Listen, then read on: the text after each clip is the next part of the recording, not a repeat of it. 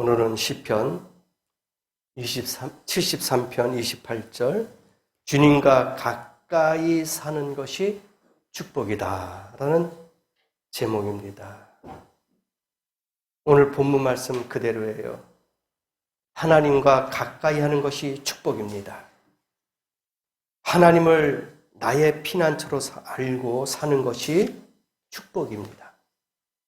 주님의 모든 행사를 내 입으로 전파하는 것이 축복이라고 했습니다. 또 야고보서 4장 8절에는 하나님을 가까이 하라. 그리하면 너희를 가까이 하시리라. 그렇게 약속되어 있습니다. 그러면은 주님과 멀어진 자의 결과를 한번 보십시다. 아담을 먼저 한번 보세요. 아담은 하나님과 멀어진 생활을 했어요. 그는 죄가 없는 시대에 태어났습니다. 그는 축복만 있는 곳에 살았습니다. 그런데 한 번도 감사하지 않았어요. 감사가 없었습니다. 그는 선악과를 따먹으면 정령 죽으리라는 하나님의 계명을 받았어요. 그런데 마귀가 선악과를 먹어도 죽지 않을 것이다. 너희 눈이 밝아질 것이다. 하나님같이 볼 것이다. 유혹을 합니다. 그때 그것으로 인해서 그는 하나님과 점점 멀어지게 되었습니다.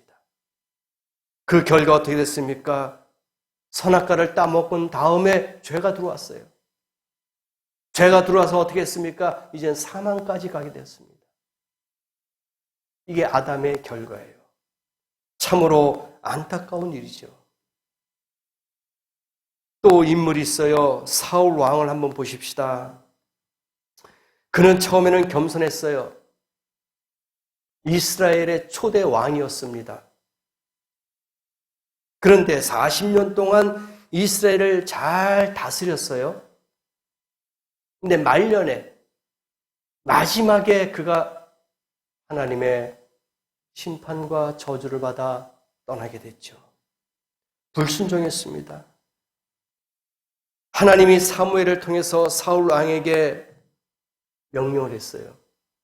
아말렉과 싸워서 이기면은 하나도 남기지 말아라. 싹 다 불태우고 다 죽이고 모든 것을 다 진멸해라. 그런데 사울 왕이 어떻게 한지 아세요? 아각 왕을 포로로 잡고 금은 보화와 소와 양떼를 잡아왔어요. 하나님은 다 죽이라고 그랬어요. 다 태워 없애라고 그랬습니다. 그런데 이 사울 왕이 그 아각 왕을 포로로 데리고 오고 금은 보화를 다 싣고 오고 소떼 양떼를 다 몰고 왔어요. 이게 뭡니까? 교만한 거예요. 내가 이겼다. 내가 이런 능력이 있다. 자랑하는 거예요. 하나님은 그걸 원하지 않았습니다. 다 진멸해라. 근데 그거 불순종했어요. 인간의 생각과 교만이 들어간 겁니다. 그때부터 사울왕은 버림을 받았어요. 그래서 사울왕에 귀신이 들려가지고 비참한 일생을 마감하게 됩니다. 이와 같이 하나님의 말씀을 무시하면은 그 인생이 비참한 거예요. 그의 끝이 어렵다는 겁니다. 말씀에 순종하는 성도가 되어야 됩니다. 하나님의 뜻에 합당한 성도가 되어야 될 줄 믿습니다. 또 한 인물이 있습니다. 우시야 왕이라는 분이 있어요. 또 왕입니다. 그는 16세의 왕이 됐어요. 빨리 됐죠. 16살 때 왕이 됐습니다. 그리고 52년 동안 나라를 다스렸어요. 빠른 나이에 왕이 되고 52년이라는 긴 세월을 통치했단 말입니다. 그런데 그가 나라가 강성해지고 성장해질수록 교만해졌어요. 그래서 하나님과 또 멀어졌단 말입니다. 그는 교회만 오면은 불만이 많았어요.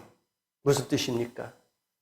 제사장 밑에 서야 하는 것을 늘 불만을 품고 제사장이 하는 것을 자기가 할 수 있다 하고 교만한 마음이 들었어요. 그러니까 그 당시에 모든 제사는 제사장이 해야 되는데 이 우시야 왕이 그 제사장 밑에 가가지고 모든 것을 지평을 하니 기분이 나쁜 거야. 내가 왕인데. 그런데 어떻게 너희 밑에서 내가 이 제사를 예배를 드리느냐? 이러한 교만의 마음이 들어갔던 거예요. 그래서 나도 할 수 있다. 나도 제사 드릴 수 있고 나도 예배 드릴 수 있다. 그래서 이 우시야 왕이 직접 제사를 지내려고 할 때에 그때 용맹스러운 제사장 80명이 만류했어요. 왕이여, 안 됩니다. 이것은 하나님이 금하신 겁니다. 왕이 제사 드릴 수는 없습니다. 제사장이 해야 할 일입니다. 하고 80명의 제사장들이 그냥 극구 반대하면서 말렸어요. 그런데 이 우시야 왕이 어떻게 됐습니까? 그런 만류에도 뿌리치며 혈기를 부리고 제단에서 분향을 드렸어요. 그가 분향을 뒤로 난 다음에 문둥병이 걸렸어요. 온몸에 문둥병이 들었을 때 가족과 왕궁과 그 교회에서 그 성막에서 쫓겨나게 됐습니다. 그 당시 문둥병자들은 사람 취급을 받지 못했어요. 성 안에 들어올 수가 없었습니다. 성 바깥에 있었어요. 왜?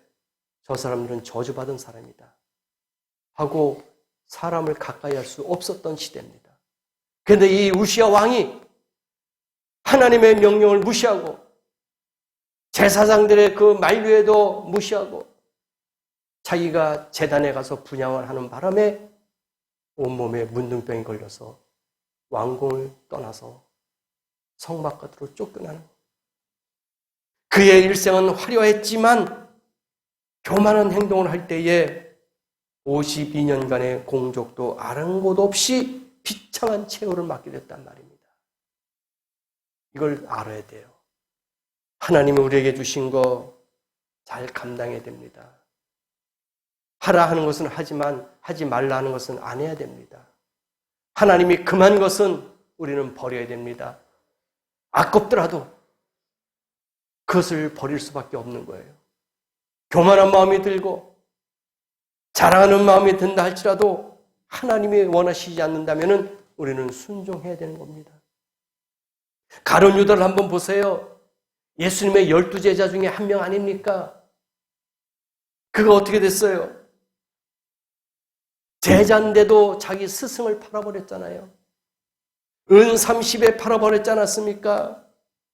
욕심이 생긴 거야. 물질의 돈이 욕심이 생긴 거예요. 그래 예수 자기 스승을 은 30에 파는 그런 파렴치한 제자가 어디 있습니까? 이거는 말도 안 되는 일이에요. 예수님을 그 악당들에게 넘겨준 거야. 로마 군인들에게 넘겨줬어요. 그래서 예수님이 십자가에 달려 돌아가시게 됐고 나중에 가룟 유다는 어떻게 했습니까? 양심의 가책을 느껴서 결국은 목매달아 죽고 말았지 않습니까? 이와 같이 하나님이 금한 것을 하는 자에게는 결과가 비참하다는 것을 알아야 됩니다. 그래서 아무리 좋은 것이라 할지라도 아무리 귀한 것이라 할지라도 선한 것이라 할지라도 하나님이 금하는 것은 버려야 될 줄 믿습니다. 왜? 그 아까운 것을 갖고 있음으로 인해서 나에게는 저주가 되는 거예요. 나에게는 비참함이 오게 된단 말입니다. 생명하고 바꿀 것이 뭐 있겠어요? 아무것도 없습니다. 우리의 생명이 중요한 거예요. 다른 것이 중요한 게 아닙니다. 생명이 중요한 거예요. 그래서 생명을 보존하고 유지하기 위해서는 모든 것을 다 하나님이 금하는 것은 버려야 될 줄 믿습니다. 그래야지 살아요.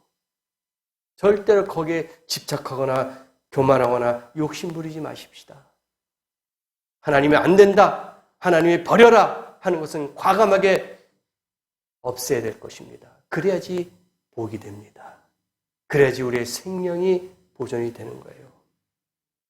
주님과 멀어진 생활을 하는 사람은 과거에는 화려했지만 화려한 것을 악용하며 마귀와 합작하고 주님을 멀리하다가 결과는 불행하게 되는 거예요.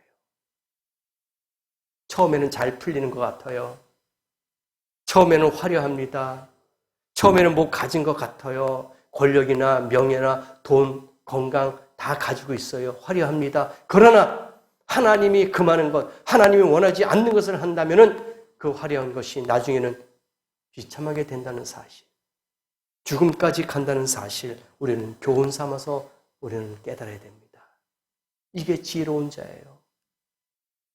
어리석은 자 되지 마시고 지혜로운 성도 되길 원합니다. 그러면 반대로 주님과 가까이 산 자의 결과를 한번 보십시다. 아브라함을 보세요. 그는 마음이 주 앞에서 충성된 자였습니다. 느헤미야 9장 8절에 기록되어 있어요. 독자 이삭을 낳습니다. 100세에 낳았어요. 100세에 독자를 낳는데 하나님이 너 제사 제물로 바쳐라. 아들 이삭을, 독자 이삭을 모리아 산에 올라가서 희생 제물로 드려라. 그렇게 아브라함에게 하나님이 알려주셨어요. 명령했어요. 이거는 도저히 있을 수 없는 일입니다. 아니, 하나님 100세 아들 주셨는데, 기도하면서 얻었던 아들인데, 지금 와가지고 또 이 아들을 희생 제물로 드려라? 하나님 이거 너무한 것이 아니겠습니까? 그렇잖아요. 주고 뺏는 거예요, 이거는. 아니줌만 못한 거야. 더 상처가 있고 더 아픔이 있는 거예요. 100세의 아들 하나를 기도를 통해서 응답받았는데, 근데 그 아들을 또 드리라고 이게 말이 됩니까? 현실적으로 이해가 안 가는 이해예요. 근데 아브라함은 이 독자 이삭을 데리고 모리아 산으로 올라갔습니다. 그리고 아들 이삭을 희생 제물로 드리고자 하나님 앞에 드렸습니다. 그의 믿음을 보신 거죠. 과연 네가 네 사랑하는 아들까지, 독자까지 나에게 희생 제물로 드릴 수 있을까?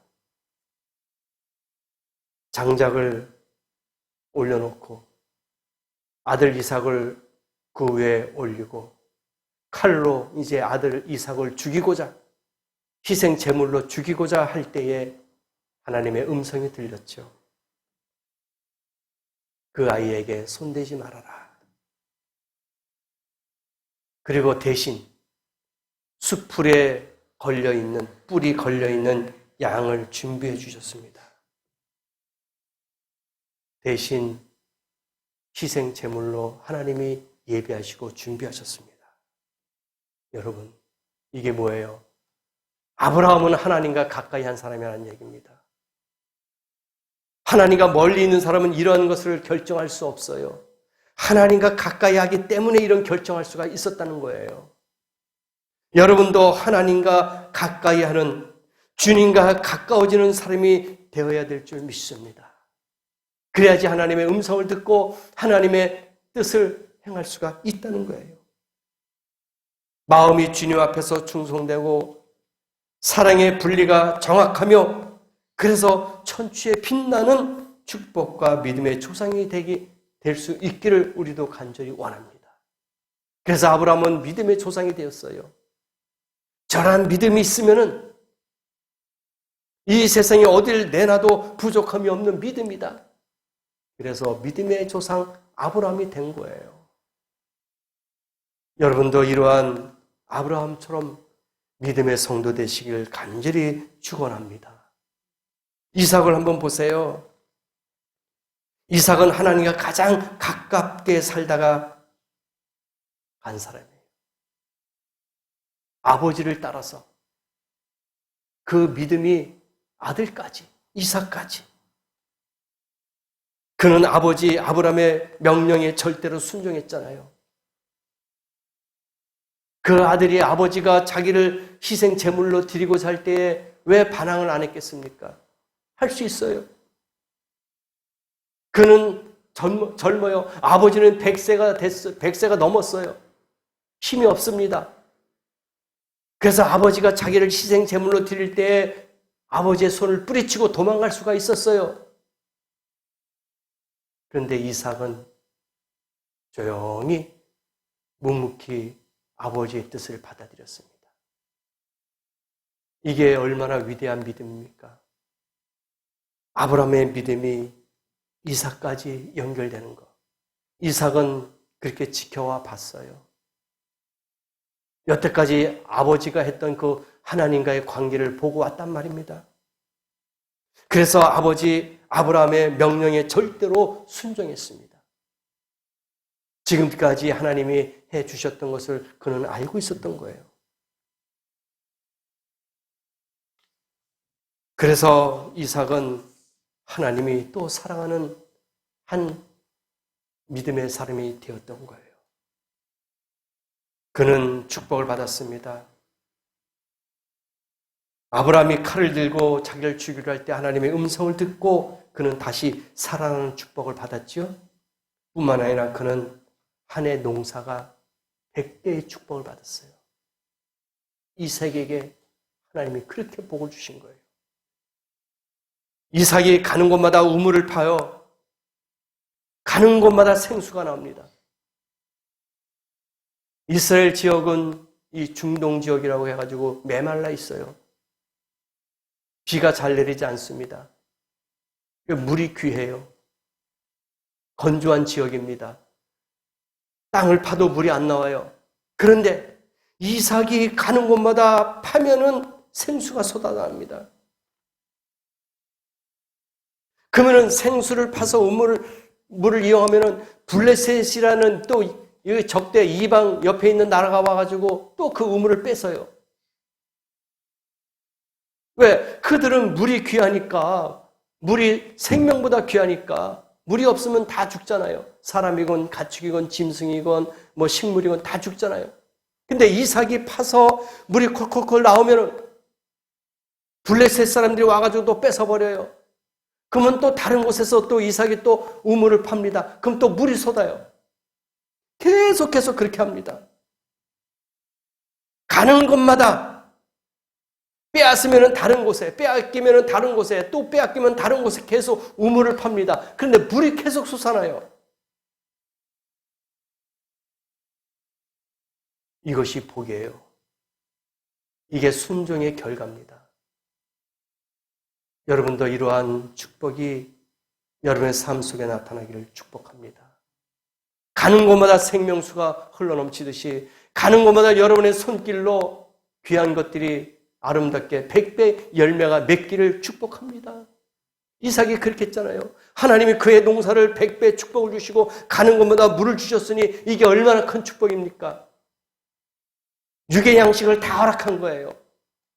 농사 잘 되죠. 물 잘 나오죠. 이것보다 더 큰 축복이 어디 있습니까? 여러분도 순종해서 가는 곳마다 이러한 풍성의 축복이 매일매일 나타나기를 간절히 축복합니다. 이런 성도가 되기를 원합니다. 또 성경에 이런 인물들이 많이 있어요. 다니엘도 있지 않습니까?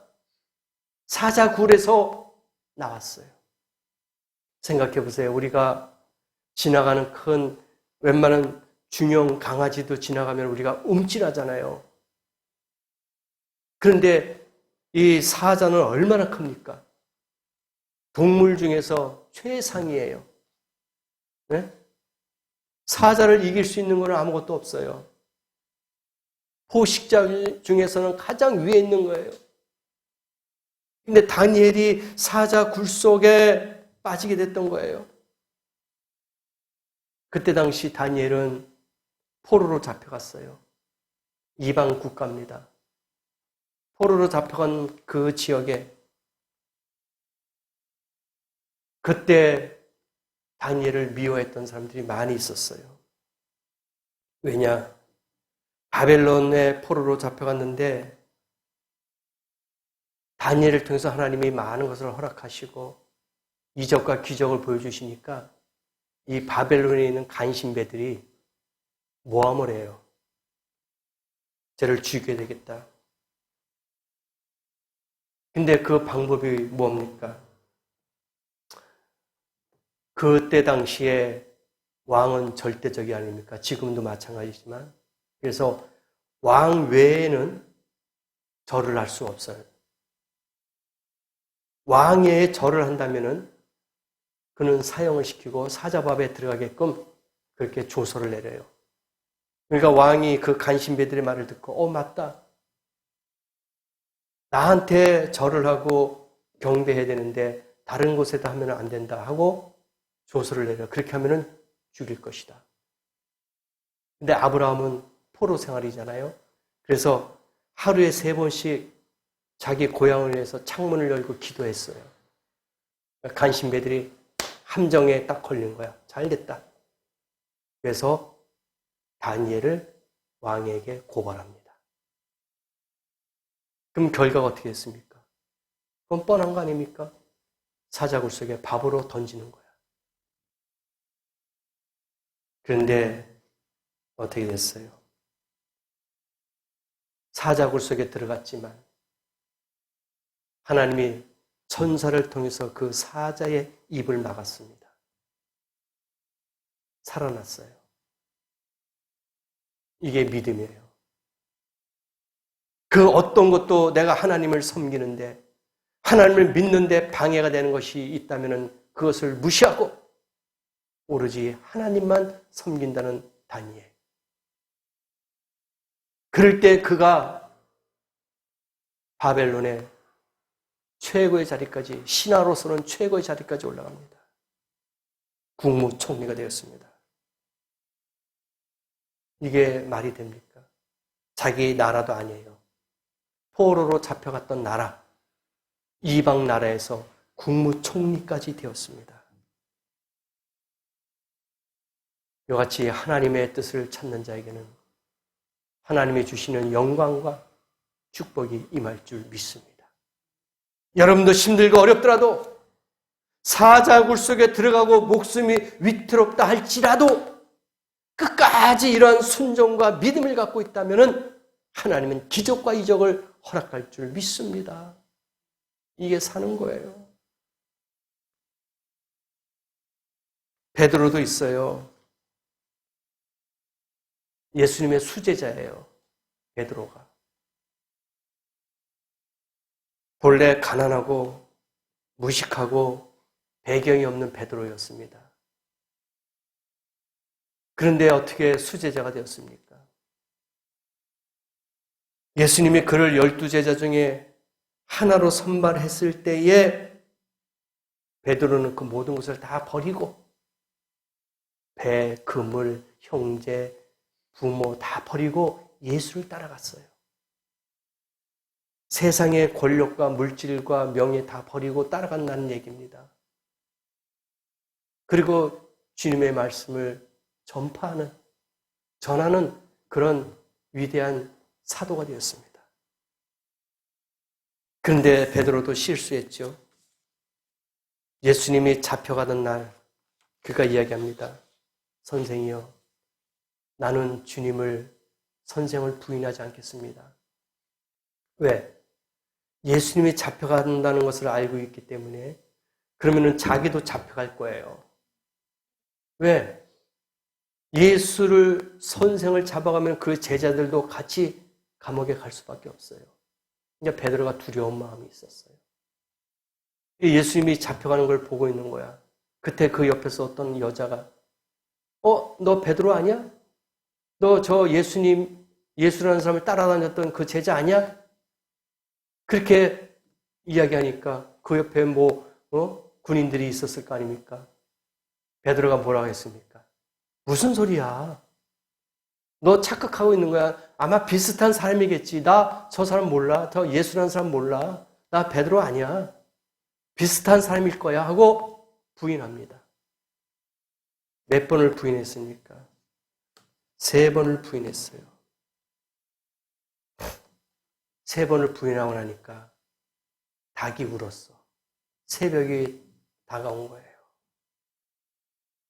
근데 베드로가요, 회개했어요. 뉘우쳤습니다. 지난날을 자복하고 애통하며 회개할 때 그는 불세례를 받는 거야. 이게 하나님의 사랑입니다. 이게 믿음이에요. 베드로가 깨닫지 못하고 통에 자복하지 못한다면 그는 영원히 버림을 받을 수밖에 없었지만 그가 회개했어요. 통에 자복했단 말입니다. 내가 나쁜 사람이다. 내가 정말 잘못했다. 내가 왜 그런 어리석은 짓을 했을까? 회개했어요. 그럴 때 그가 성령의 충만을 받았습니다. 그때서부터 그는 어떻게 됐어요? 예수님과 가까이 가는 사람이 되었단 말입니다. 저와 여러분도 예수님과 가까이 가는 성도가 되어야 될 줄 믿습니다. 그래서 하나님이 그를 크게 사용했어요. 능력자로 세워졌단 말입니다. 권능자로 바꿔주셨단 말입니다. 그래서 사도행전에 보니까 사도 베드로가 많은 일들을 해요. 안진뱅이도 일으키고 물과 성령을 거듭나는데 안수할 때에 막 기적이 나타나고 가는 곳마다 병자가 치료받고 베드로가 그런 능력의 대사도가 되었단 말입니다. 저와 여러분도 주님과 가까이 할 때 이러한 위대한 지도자, 권능자로 바꿔주신 줄 믿습니다. 바꿔야 될 줄도 믿습니다. 비단 성경에뿐만 아니에요. 현대에서도, 현실 세계에서도 그래요. 핀이라는 사람이 있습니다. 그 사람은 미국의 판사고 법관이었어요. 법조인이죠. 그는 진짜 성경이 하나님의 말씀인가 하고 의심을 품고 살다가 중한 병에 걸렸어요. 그는 괴롭고 절망적인 가운데 몸부림치다가 이런 일을 합니다. 내가 성경에 있는 32만 5천 가지의 약속을 하나님의 말씀으로 믿는다. 성경이 하라는 것은 하고 하지 말라는 것은 하지 않으며 순종하며 살겠다. 이렇게 고백을 해버렸어요. 죽음 앞에서. 그리고 그대로 실천하다가 성령의 불세례를 받았어요. 그는 법관에서 물러났습니다. 그리고 평신도로 전도자가 되어서 유명한 부흥 강사가 되었어요.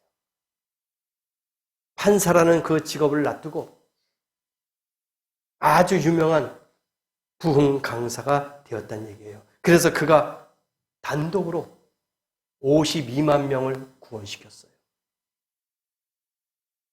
52만 명을 전도했단 말입니다.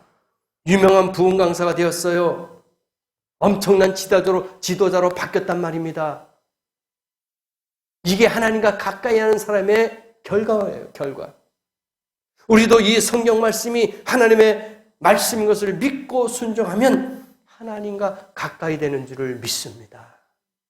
그럴 때 복 받아요. 록펠러라고 아시죠? 유명한 사람이죠. 그는 주님과 가깝게 살다가 간 사람인데요. 록펠러 한번 보십시다. 그는 어릴 때서부터 홀어머니 밑에서 살았어요. 얼마나 어렵겠습니까?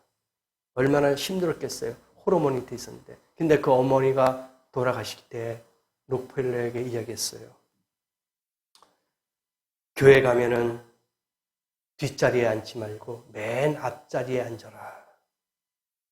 그리고 맡은 일에 죽도록 충성해라. 그리고 헌금에 인색하지 말고 제일 많이 드리는 사람이 되어라 하면서 유언을 남겼습니다. 어머니가 돌아가실 때 땀, 눈물, 콧물을 흘리면서 기도하며 안수한 것을 기억했습니다. 근데 그 어머니가 돌아가셨는데 가진 것도 없었잖아요. 그래서 구두 닦기를 했어요. 너무 힘들잖아요. 혼자서 살아야 되니까. 구두 닦기 했습니다. 그렇게 힘들게 살았어요. 그런데 지금은 어떻게 됐습니까? 세계의 대부호가 됐어요. 세계의 탑입니다. 록펠러입니다. 그가 세계적으로 사업을 많이 갖고 있는데 11조만 따로 드리는 부서가 있대요.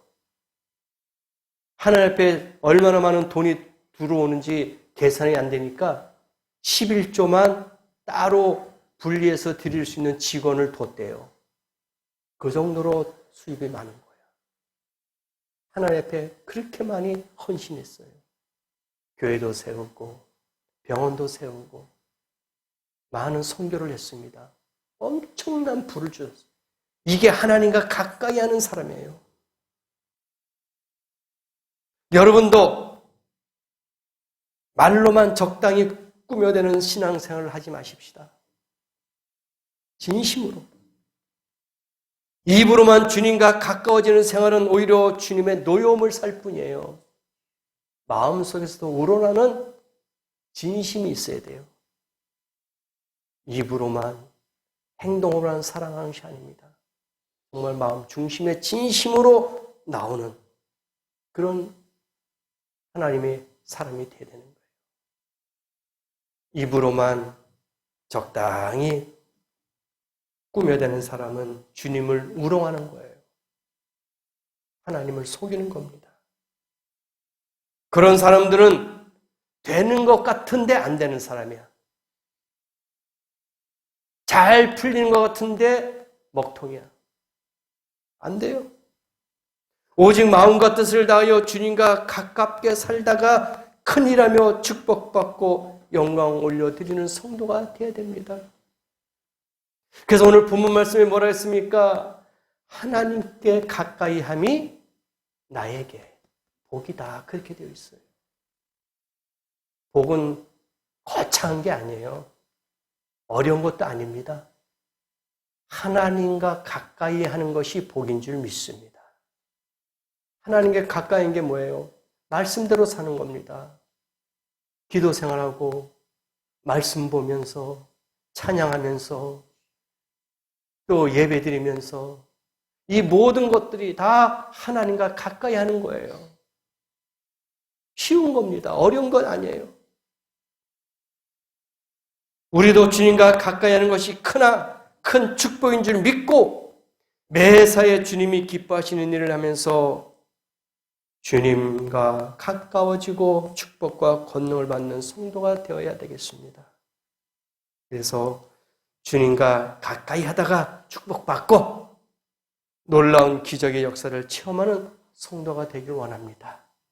오늘 말씀 깊이 기억하시고 어떠한 것이 주님과 가까이 하는 것인지 또 주님과 가까이 하는 것이 어떤 축복인지를 알고 오늘 이 말씀을 가지고 한 주일 동안도 승리하시고 주님과 가까이 함으로써 주님이 주시는 축복을 누리는 복된 성도가 다 되시기를 예수님의 이름으로 축복합니다. 기도하겠습니다.